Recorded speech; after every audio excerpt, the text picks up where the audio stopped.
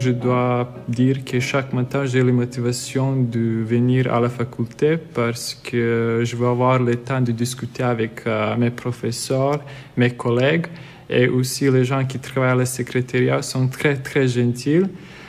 Chaque fois, si on a les questions, par exemple, moi personnellement, je suis étudiant international et toujours j'ai les questions à propos de la langue ou quelque chose quoi je ne comprends pas bien.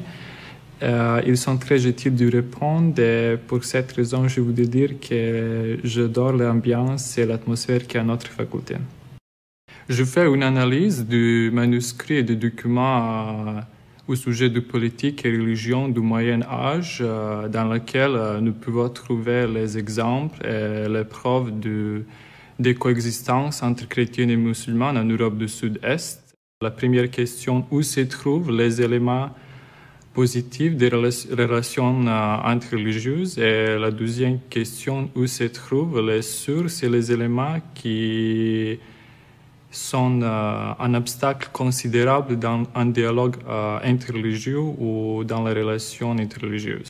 Le résultat de ce projet va créer les conditions favorables pour un dialogue interreligieux entre chrétiens et musulmans. Il va réinterpréter le contexte historique et politique du manuscrit du Moyen Âge dans lequel on pouvait trouver les sources de coexistence et des relations positives entre chrétiens et musulmans.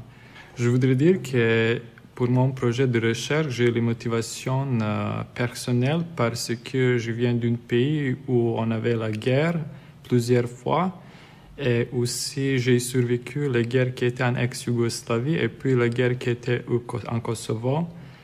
Et là, j'avais beaucoup d'amis qui sont musulmans.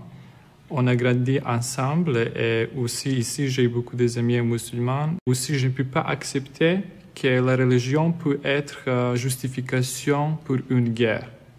C'est la raison personnelle pour laquelle j'ai décidé de faire mon doctorat ici et expliquer aux gens que la religion, toutes les religions ont le message d'amour et pas la justification pour n'importe quelle guerre et n'importe quelle région du monde.